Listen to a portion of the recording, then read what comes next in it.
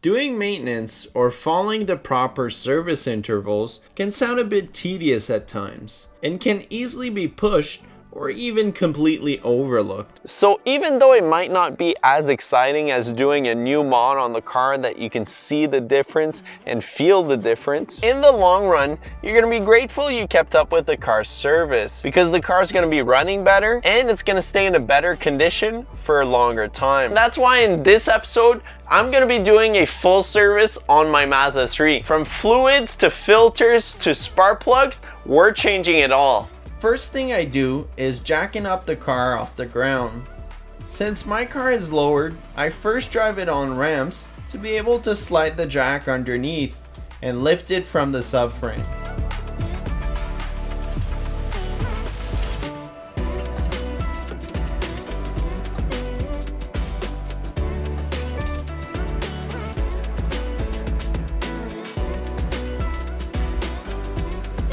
In the rear, again since my car is lowered, I have to lift the car by sliding the jack under the car and lifting the rear subframe.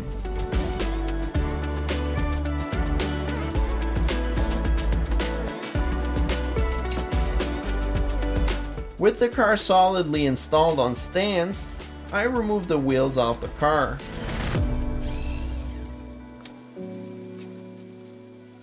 I like to reinstall my lug nuts so I don't lose them while working on the car.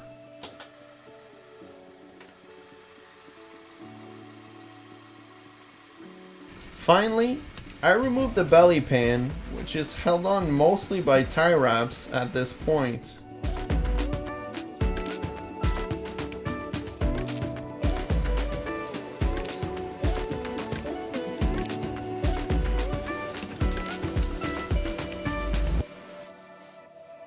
So for the oil change, I'm going to be using some AMSOIL 0W20 combined with a Wix filter. Now I'm actually going to be doing 2 oil changes just because I accumulated some oil over time with the previous Mazda 3. I'm going to be flushing out the oil one time, and on the second oil change, I'm going to be using this. This is some Kenflo engine cleaner. An engine cleaner is useful to remove the gummed up sludge and carbon buildup that accumulates over time in the engine. For the first oil change, I loosen the 8mm hex drain plug, empty the oil, and reinstall the plug without changing the filter.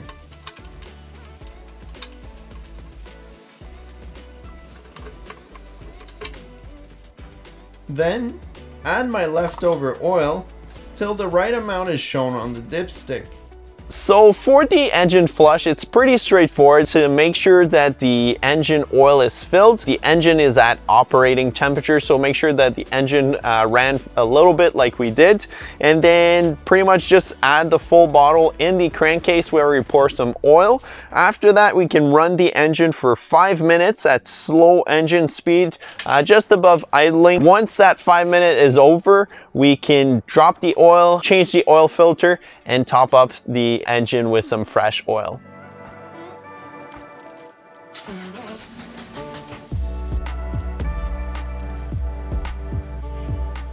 For the second oil change, the color of the oil changed a decent amount, so I would say that the engine flush was a success.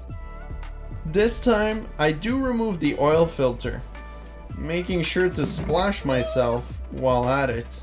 And then I coat the gasket of the new one with oil.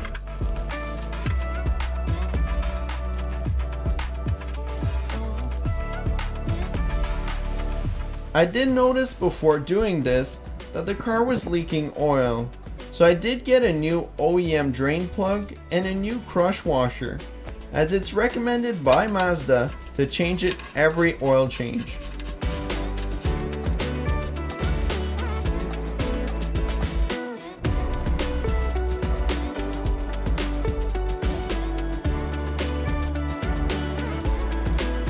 I do like to let the car run for about 30 seconds once the oil is at capacity in the car, so the oil filter can fill up. Then I top up the oil again. Alright, so with the oil change now done, we can move on to dropping the gear oil in the transmission. So for that, I'm going to be using some Total 75W80, and that's what's recommended by Mazda for the Skyactiv manual transmission. Starting with the filler hole, I loosen the 24mm bolt, then I move to the drain plug, which is also a 24mm bolt. With a funnel and rubber hose, I add just a tiny bit of new oil to really flush out that old fluid. After that, I reinstall the drain plug and fill the transmission until it starts to overflow.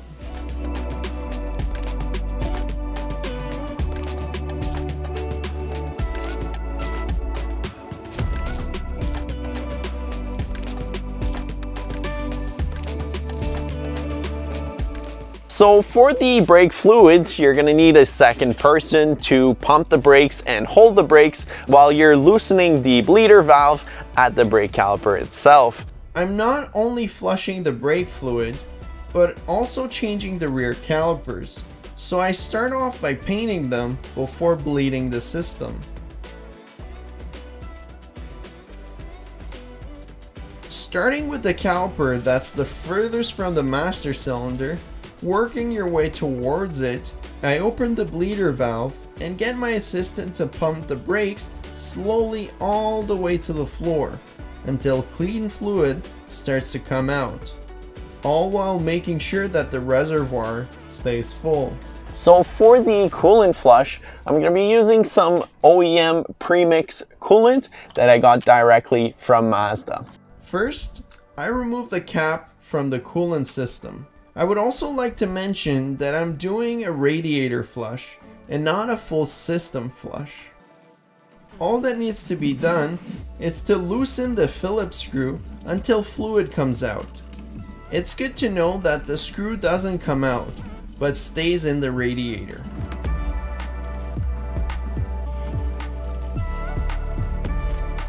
With the screw retightened, I'm topping up the reservoir until it's full.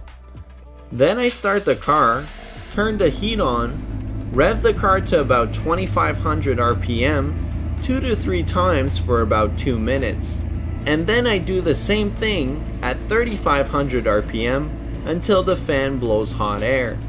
Moving on to the spark plugs, I'm replacing the current ones in the engine with a set of NGK, which is the OEM replacement for the 2-liter Skyactiv engine. After removing the engine cover, I unplug all 4 coil packs.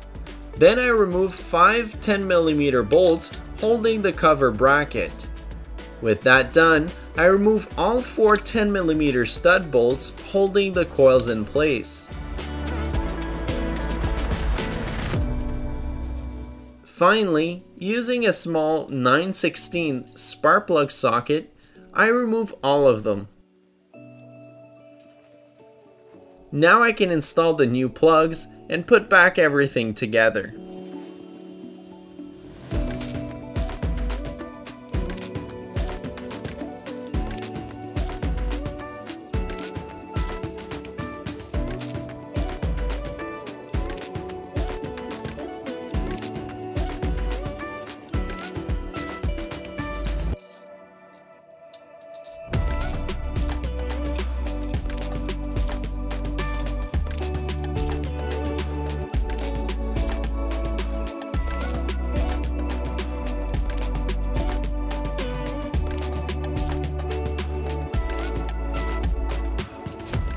Now for cars that are still equipped with hydraulic power steering like the first and second generation Mazda 3, Mazda recommends to use some Dextron 3 automatic transmission fluid for the power steering. And that's why I'm going to be using this fluid right here from Total. This fluid actually meets and exceeds the recommendation of Dextron 3.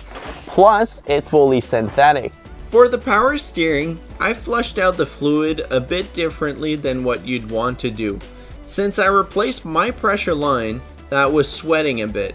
Typically, you'd want to remove the plastic cover, disconnect this hose, and turn the steering side to side at full lock a few times, and that will remove most of the fluid. Once that's done, you can reconnect the hose and top up the reservoir.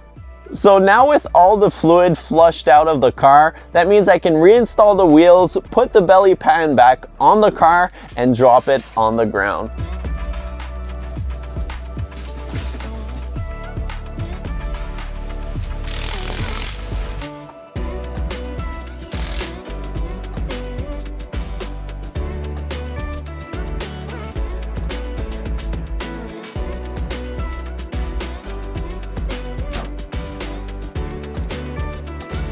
Alright, so having the car out in the open, it makes it a lot easier to access the cabin air filter from the passenger side. One thing I do like to have when I do the cabin air filter is a vacuum on hand, so that way I can vacuum while there's probably going to be some crumbs or some tree pines or things like that that are going to fall off. I start by removing the lower plastic panels to have access to the filter housing.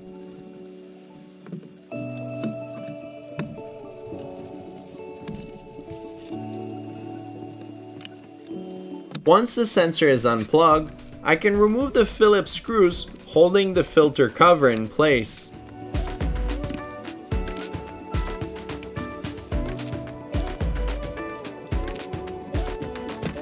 Like I thought, there was lots of junk with the filter, so having a vacuum close by is definitely handy.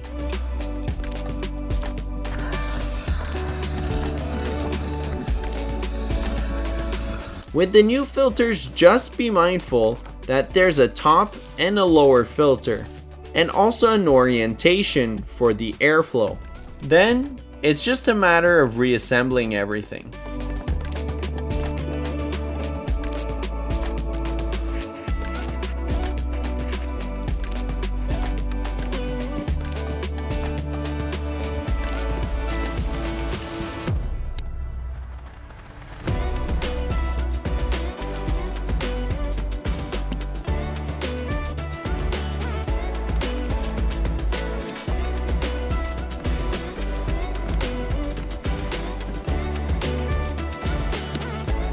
So that pretty much sums up the whole process on how to fully service your Skyactiv Mazda. If you're interested in taking a look on how I fully built my Mazda 3, you can take a look at part 1 right here. If you have any questions concerning what I did today, just let me know in the comments below, and we'll see you guys next time.